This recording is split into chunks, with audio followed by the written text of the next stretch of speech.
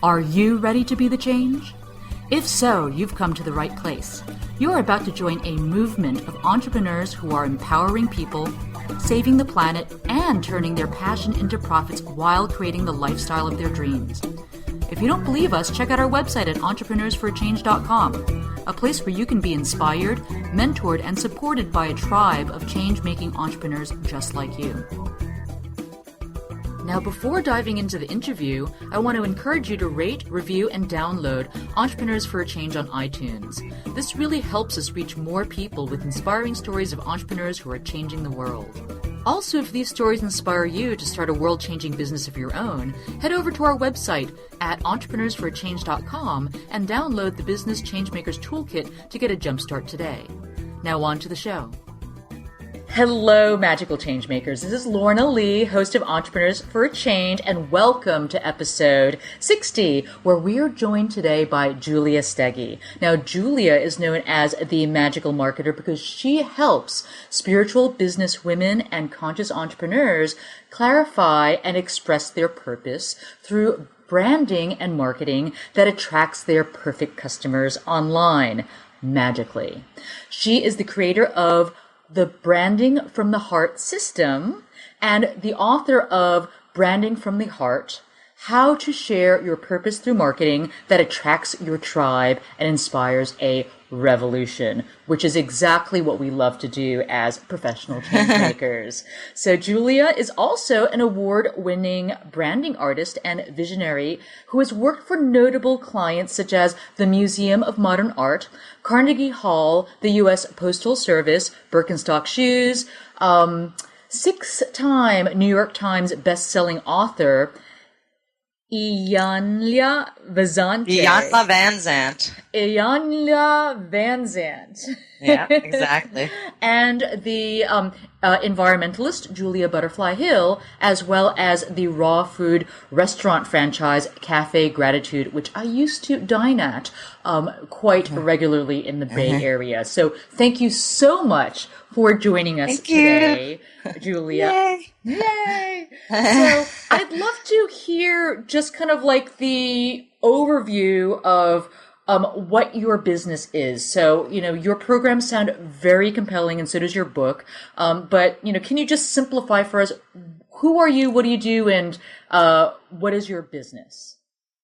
Well, I started as a graphic designer. So way back in the 80s, I went to school and got my Bachelor of Fine Arts in Graphic Design and set out on my career to go to Manhattan and design posters and advertisements and logos and catalogs and things like that. And I thought I was going to save the world through beautiful design. That was where I was at that point. And what I discovered was that the traditional marketing world is all about brainwashing, hyping, and lying. And all my friends that had been actually Grateful Dead fans, and hippies, decided that they were going to sell their soul to the big corporation and big pharma and sell cigarettes, drugs, and alcohol for many hundreds of thousands of dollars and be fine with it. And I couldn't take it. So I left. I completely left. And I thought, I'm never going to do marketing. But what happened was I fell in with the Changemakers. So I went to go live with a friend of mine in Illinois, and this was in my mid-20s, and she hooked me up with all these activists, and this is when I became a real activist, where they were impacting their environment. I had never met anyone that was actually doing something, rather than just going, oh, wow, war, that's awful, oh, well, pass the mashed potatoes or something like that.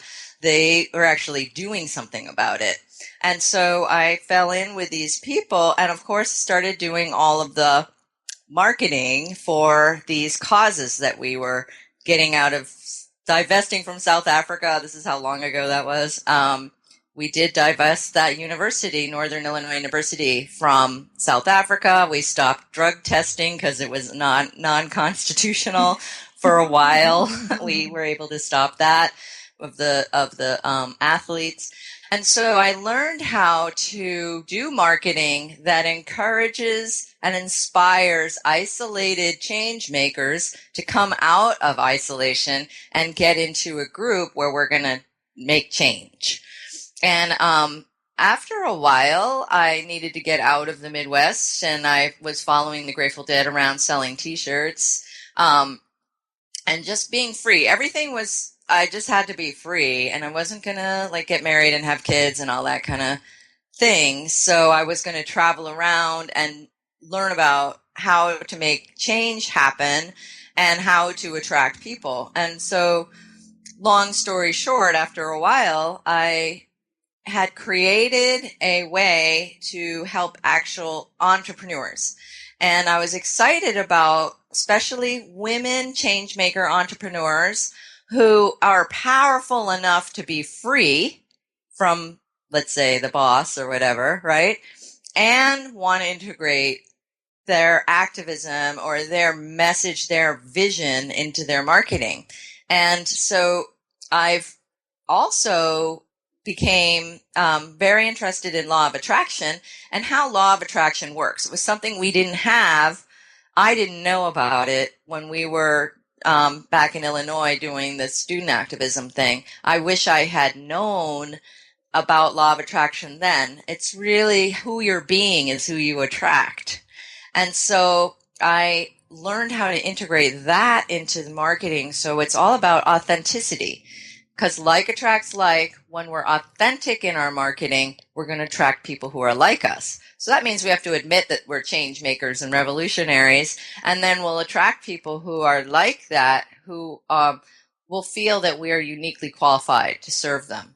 So I now make my living, and pretty much my husband says works too much, but to me it's what I would be doing anyway, helping people to get their change-making message out to the world in a way that inspires people. It encourages them to take action that they otherwise wouldn't have taken. So that's, I'm doing the practical side of it is we do websites and brands for businesses. So most of my clients are change maker women and, psychics and mystics and people who really are looking for an out of the box way of living life and attracting their tribe. I love it. That's fantastic. Women are starting businesses at twice the rate of men these days. So I envision an abundance of clients being magically attracted to your services. Well, that is what's happening. And I do attract a lot of people. So I'm really happy about that. And I love the internet. The internet allows us what we didn't have back in the way day is instant access to everyone around the world who you can find each other via searches. That's awesome. Yeah, that's the amazing power of the internet and online marketing. And what I'm very excited about is your masterclass that you're going to share with us on how to create and promote magically attractive webinars, which folks you can get at the show notes at entrepreneursforchange.com/60. But going back to your earlier days of entrepreneurship, so I speak to a lot of entrepreneurs, and I know that entrepreneurship is really not an easy path, especially if you are a social entrepreneur or change maker. Right. So I'd love to ask you, what was your journey like? Did you have a period of struggle or difficulty? And I'd love to understand what it took for you to turn that around and achieve the amazing, magical, and wildly attractive success that you have now. Well, to be honest, I had a boyfriend that was really bossy. So, that's how I got on Grateful Dead tour. I mean, I loved the Grateful Dead. I used to go see them, let's say, once a year since I was about 17. And so when I got to my early 30s, my boyfriend asked me to do a button. I did a button, Grateful Dead, for the Bulls and the Grateful Dead. And we sold like $350 worth of buttons. Like I couldn't, it was like I couldn't stop, I couldn't make enough of these. We had to make them there in the parking lot. Anyway, after that, he encouraged me to do this t-shirt thing, which was actually more of a risk financially and much more. Like we would invest $2,000 or maybe even $3,000 to sell t-shirts at a show that we could make maybe 12 grand at. And so he kind of forced me into business for myself. And when Jerry Garcia died, I attracted this other woman from tour who did t-shirt printing, and she taught me about cold calling. And so we cold called around a variety of different places to do their t-shirts. And after a while, I was like, wait, I'm highly trained at doing logos and I can make like $2,000-$3,000 off a logo. Maybe we should do that instead. That would be easier.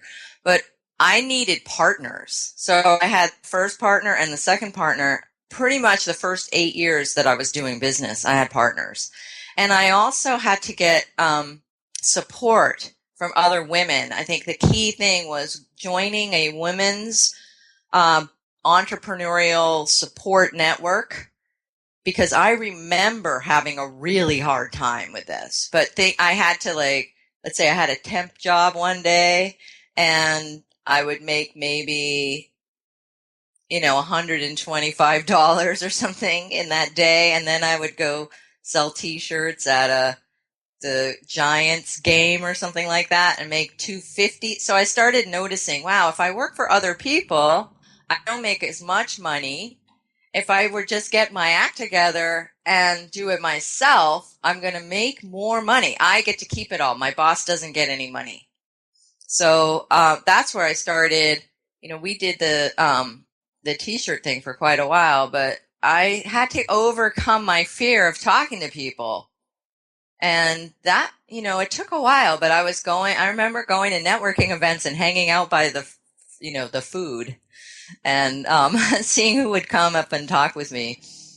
Luckily, the internet kept getting stronger and stronger for isolated people like me who think that nobody understands us, creating online marketing that really reflects who we are is a way to prepare the world to receive us. That's one of the things that is true about Changemakers. We really often feel like nobody gets us, especially the highly creative, cutting edge Changemakers, right? Where we're trying to create something nobody's ever seen before. And we're worried, well, people aren't going to get this. Well, that, making marketing that helps, even a postcard, I don't have one handy, but, here's a business card. I don't know if you can see this, but I have like stars and moons and things, and then I have a Rumi saying in there, and it's sort of cosmic. It's a beautiful. I love it. A hummingbird with a moon in it. It's very Magritte. And it says, what you seek is seeking you, and it has a feel to it. And I can hand this, I don't even have to say anything. I can hand this, I'd love to have your card, and hand this to somebody, and they look at this and they go, oh, wait, I love this. And see, then they already feel like they get me. So I use marketing tools to help people to get me. And like attracts like. If I'm attracting an isolated change maker out of the woodwork, who else are they going to talk with, right? I mean, they're isolated. They're misunderstood. They need to be understood and gotten by the people that they're coming out to. So, after a while, that's what I was able to do, is develop my marketing to the degree where people could get me, and that helped me overcome my shyness. So okay, so there's, I'd say, a couple themes here related to success. So one is, getting your marketing down, especially the authentic marketing that really works for Changemakers. There's another theme that I see too is how you've really been able to leverage the power of online marketing to grow your business. Yes. So I'd love to talk to you about the first, which is, trying to understand how marketing is different for Changemakers than it is, for traditional marketers. Oh, yeah. And then, understanding how do you do authentic marketing? Well, the first thing, like I was saying about what happened in Manhattan, marketing in the traditional sense is really about making money. Let's just be frank about it, right? And so a lot of internet marketers will do things like have red headlines that kind of scare you and then an arrow pointing at an opt-in box, which I think they're trying to trick me into opting in before I realize what I've done. And so I think that they actually bank on a lot of unconscious behavior, right? So they don't know why they're responding, but the tests show people will respond, when you have a red headline. Well, it's like, yeah, people will respond if you put a megaphone in their ear and start shouting. But is that the response that you are really looking for if you think about it? And so the whole hype thing, people exaggerating how much money they make, which they do, and people exaggerating the claims, like how you're going to suddenly make six figures. Well, I'm sorry, but very small percentage of people actually make six figures and don't really need that much money, too. What this whole thing is just like creating something that is not even necessary as a want, and then making you feel like you're less than if you don't want it or if you're not going for that. And I actually was at an event where the people got up and said, if you're not doing six figures, you don't have a real business. And I'm thinking, well, then 95% of small, of entrepreneurs, solo entrepreneurs, aren't really doing real businesses, according to this person. And I thought that was really offensive. The thing is that the way that they think is different. They want a certain result. They want the money. And then whatever they're going to do with it is what they're going to do with it. That is pretty much, well, let's just say my critical view of traditional marketing. It goes for base level wants, money, greed, sex, fame, things like that. It goes for those kinds of wants. It also is not above lying or brainwashing people or being, overly exaggerating claims. Okay, exaggerating claims is very common in internet marketing. So the opposite of that would be marketing that treats your potential client with respect and that acknowledges that they are a thinking, probably brilliant, if they're like you, human being who's too sophisticated to be lied to in that way. And plus, you don't like lying, right? I mean, people who want to change the world, the people that I attract, it's because we feel the sorrow, or we feel the suffering, or we feel it when a nuclear reactor explodes and dumps stuff into the ocean. We feel this personally if people are starving. And so we don't want to create more misery through our marketing, which a lot of marketing does too. It creates more misery. It says, oh, you're really messing up and here's why. And I hope you feel bad about it so that you'll pay me to help you. That's what a lot of marketing does. It takes their pain and then puts like salt in it. Okay. That's what they will train you to do. Okay. And I'm against that. I'm just not willing to do that. I want my marketing to uplift people. And it needs to be authentic and actually be me sharing what's important to me. I want to provide a feeling of hope to people, not a feeling of despair. I want to attract people based on the uplifting, magical, positive aspects, not the, they're losers and they need me aspects. So I feel that the new paradigm for marketing is designed to attract people, not target them. And it attracts them authentically, like a conversation. So what are some actionable steps or strategies our audience of entrepreneurs can use to market their products or services authentically? What do you recommend, Julia? Well, the first thing is to tap deep within and discover what it is that you want to attract. Without outside influence telling you what you should or what people are going to buy or any of that type of thing. But to go within and say, who do I really want to attract? Make a list of their qualities. I like changemaker women. That's how I end up on this show.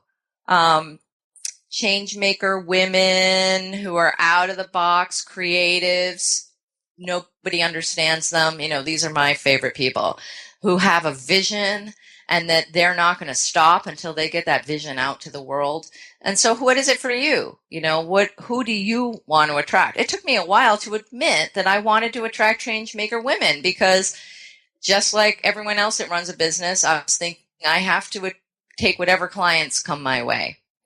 But it wasn't until I started saying who I really wanted to attract and sharing why, my real purpose, that I started attracting 100% women or also transformed men once in a while. Men I had a man in touch with their divine feminine. Yeah, I had a man call me once and say, "Do you work with men?" I said, "Only enlightened ones." And I was like, "You must be, though, because you're calling me." And I just figure if they get through whatever I'm saying to the point where they're actually calling me, then they're obviously enlightened because they wouldn't be attracted otherwise. So I hope that answers your question. I know it's actually a process that I take people through privately, step by step, to look at who are you attracting, and then, okay, that's your soul tribe. What are you going to say to them that's going to inspire them to want to interact with you and also reveal who you are at the soul level? And so that's a brand message that's meant to inspire them to connect. And then from there, what are you going to offer them? The free offer is exceptionally important. So how can you offer to work with somebody for free that reveals your whole process and then helps them to decide if they're going to want to go further with you? And that free offer ought to be wildly attractive. Like the irresistible. Give me an example. Well, for instance, one of my favorite and most effective free offers is the free webinar. And I do them as often as I can handle it. Sometimes twice in a month, maybe once in a month, but sometimes I don't get it together and maybe it's once in 2 months. But I probably do about 12 free webinars a year. And these I just did one yesterday and it's my show, I get to say whatever I want. I get to invite people on if I like and show pretty slides. And this is a way and I always open up the lines. I don't like the kind of webinars or teleclasses where you never get to talk to the person. So I prefer, especially if it's a training, that they can interact with me a little bit and that they are able to see that I'm a real person, that I'm accessible, and to get in really deep into what I'm saying. And so the webinar or teleclass, I think, is just the most irresistible free offer. And I'm able to increase my list by sharing this with my people and they share it with their people. It's really one of the best ways to attract interested people to your list. So that's one example. But another example is like a telesummit where you've got, a bunch of people being interviewed. that's also an exceptional way to attract a lot of interested people to your topic, just like what you're doing. Entrepreneurs for a Change is wildly attractive to me and my perfect people. I mean, almost all of my people will be interested in this. And plus just the rad nature of the logo that you've got, like, I know. Someone has said to me, it's awfully communist. I'm like, oh it is. gosh, It's socialist. It's socialist realism. That's what it is. But, the thing is that I don't mind you going in that direction because it's out of the box. It's not what everyone else is doing, and it sets you apart as saying, hey, we're entrepreneurs for a change. That I love it. I think it's great. I get what it is. I'm like, this is it. This is really about change. We're not like just BSing around here. She's got the fist and everything, Yeah, This is the I real personally deal. think that we have to start doing business differently. Otherwise, we're going to go to hell in a handbasket. We really need I to think so. change, business as usual, or we're going to destroy our beautiful planet. So that's why it's just like, I we got to agree. do it now, Yeah, woo! Like, let's join the Mine has movement. a little, like, I have Yeah. like a little, Oh, mine hey, lights up. cool. Right on.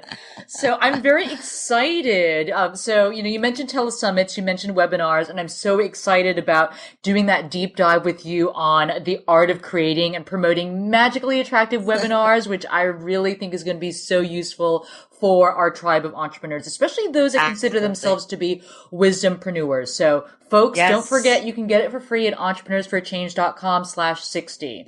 I'm curious to know, Julia, which do you think is better, webinars or telesummits? Because frankly, I think telesummits are a huge amount of work. Yeah. And so I don't know which one I prefer to do. What do Well, you the prefer to do? telesummit is a huge amount of work, and I have a number of friends that just went into a training to learn how to do it, and then they had me on the telesummit, and I haven't gotten their results yet. So I need to find out. I'm like, what were your results?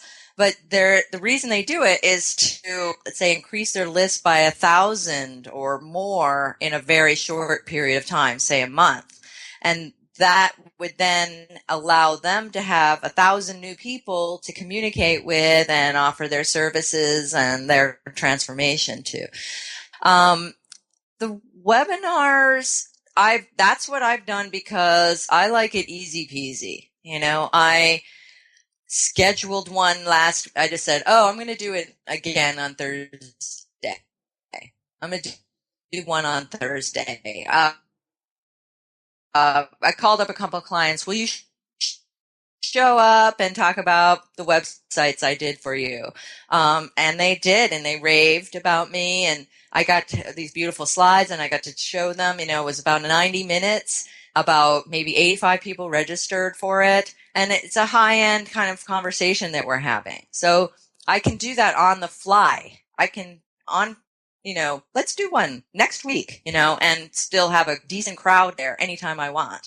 So I like that, though I really have been seriously considering doing a telesummit called Women Who Won't Be Silent. And I think I'm going to have to invite you to that if I do it. Oh wow! Well, But I that, was thinking the the same thing. reason, I'm of like, course, that I want to do it, though, is it's more than just a list builder then. It's really about getting my purpose out is women who won't be silent. That's what I'm into. That's who I'm helping. That's, I love that. And I did a meeting one time. I had 4 women who won't be silent in a room of about 50 people, and it was totally inspiring to everyone. So I might do that. But why do I want to do that much work? It would really have to be because I am getting this out. I need to get this out. And that the result that I get in terms of list building or financial reward is secondary to me. And call me crazy, but that's how I see it. That's how I see that we really need to move forward. Because if I'm concerned about, maybe people won't opt in, or something like that. And I'm going to change it in order to please people. I don't even know who they are because women who won't be silent is too rad or something like that. That's how we stop ourselves. So I'd rather to do things that are totally from the heart and I'm inspired to do. So when I'm working with people, I don't force people to do things that they think that they find abhorrent. If they hate it and I can't enroll them in liking it, I'm not going to say, well, if you don't do this, then you're a loser. You're never going to succeed. I want people to do so I'll say, what does it feel to you? Do you feel like doing a telesummit? Or do you feel like doing one webinar first? Now, I've been doing webinars for 8 years, so I should be, prepared to do something larger at this point. I'm not afraid to do it, but a lot of people are like, well, I'm going to start with one little thing. But, like one of my clients did her first webinar yesterday, and I showed up, and it was great. There was like 4 or 5 people there. But she can follow up with those people by phone. I'm going to call her today and say, don't forget to call them. Just because it's a webinar doesn't mean that you can't get on the phone and call them and follow up and say, hey, how did you like that? What would made it better? How can I help you? And so I want anything that's going to help my people and me to connect, to make a significant, deep, soulful connection with our people. So however that happens, I am in support of it. Some people don't even want to go online, and I've helped them, like, how do you create a way to attract your tribe that's sustainable and fun for you, that fulfills you, and that works for you. So what online marketing strategies have you found to be the most effective in growing your business? Has it been the webinars, or? Yes, definitely webinars. Webinars and giveaways and telesummits. I haven't done the telesummits, but I participated in the telesummits, which is every time for instance, I was in one and I gave away a book, and let's say about 100 people opted in for my book. That is very effective for me. So showing up at other people's things, like your thing, is very effective. And also anything with friends. This is what I'm saying. Get out of isolation, connect with other people, and agree to promote each other. We call that joint ventures in the marketing world, or affiliates, where you have people promoting you to their people. And so I've been just learning about how to do that right, in a way that respects my partners and is effective for me. And that is I don't think it's an easy thing.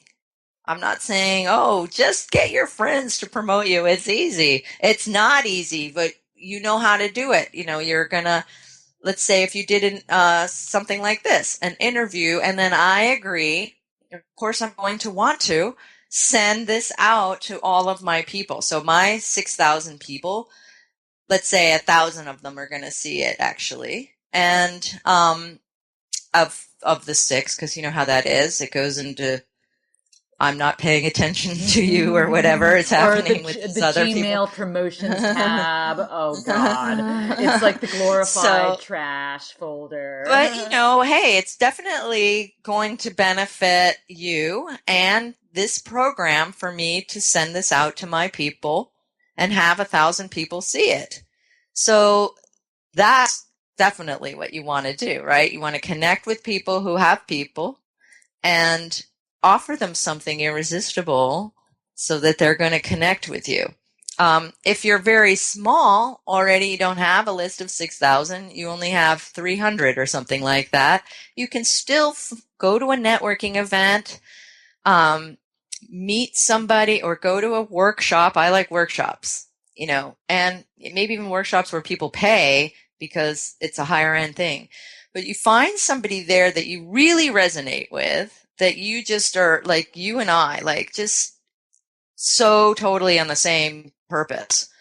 If I met you at, a thing, I'd be like, oh yeah, well, that Lorna Lee, that she's the one that I really want to connect with, right? I would get a hold of you and I'd say, what can we do? How can I promote you? How can you promote me? Let's figure something out. Maybe we do a thing together, or maybe, I come to your show and then you come to my show, whatever it is. And then we agree to send that out to our people. At first, it might just be you attracted 3 more people that day. Well, that's 3 people that you can connect with. Maybe 10 more people. It doesn't have to be 1 million, people, or 8,000 or whatever for you to be successful. Does that help? Does that answer your question? That's very, very helpful. Thank you so much. So we're coming to the end of our segment. I'd love to leave you with my favorite question that I love asking change-making entrepreneurs. So this is kind of like this very interesting conversation that happened online in a private community of digital nomads that I'm a part of, that is actually mostly populated by people who are making money online, and not so much professional change makers. So the conversation around, the most effective ways to change the world tended to be like more of like a guns, germs and steel approach, like, well, the printing press or the Bible or something. And people weren't really resonating to, the kind of like the Mahatma Gandhi approach, which is, change yourself. So I would love to ask you, Julia, as a professional change maker, what do you think is the most effective way to change the world? Oh, wow. I feel that the most effective way to change the world is to attract other change makers to you, and then get together and help each other to do our purpose. And that's why I'm doing that.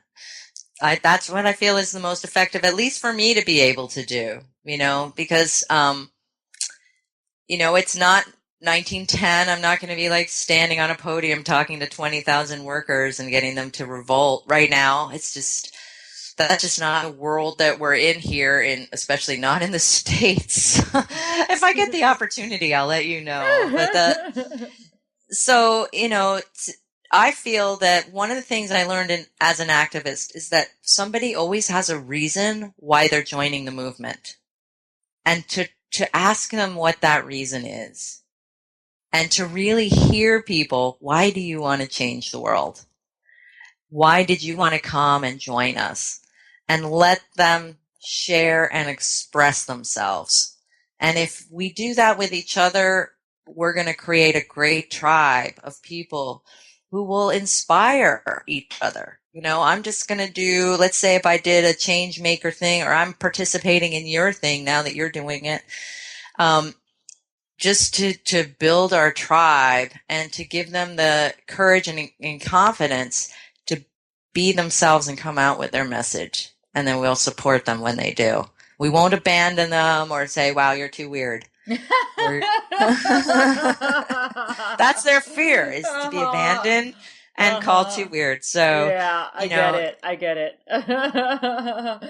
We just need to encourage our people, our change makers. The weirdness is wonderful. Yes, that's exactly what I say. Weird was what brought us Burning Man. Weird was what brought us the Grateful Dead. I actually was a Grateful Dead follower too, so I can resonate with that.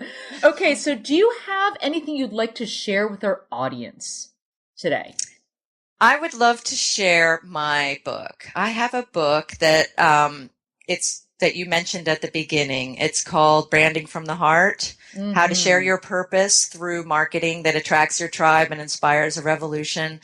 And I'm on a mission to give this away to change makers. So they can get it at brandingfromtheheartbook.com.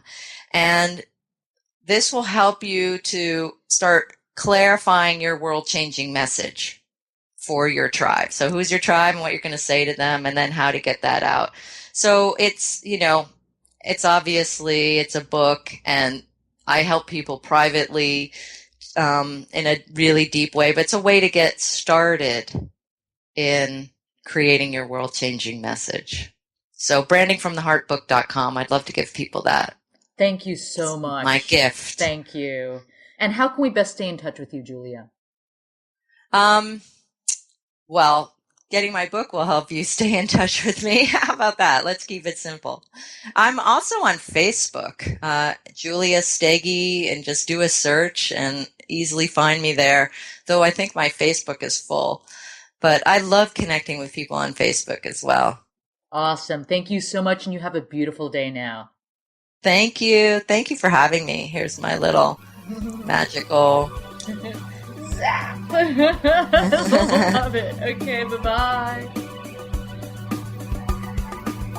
Thanks, folks, for listening to the Entrepreneurs for a Change podcast. If you enjoyed this episode, please help us reach more people with inspiring stories like this one by giving us a 5-star rating in iTunes. If this podcast inspires you to join the movement of change-making entrepreneurs, we'd love to give you a jumpstart with our free Business Changemakers Toolkit, which you can download at www.entrepreneursforachange.com/join. If you have a changemaker in mind you'd love for us to interview, go to entrepreneursforachange.com/suggest and tell us who and why. Finally, feel free to stop by facebook.com/entrepreneursforachange to share your thoughts and say hello.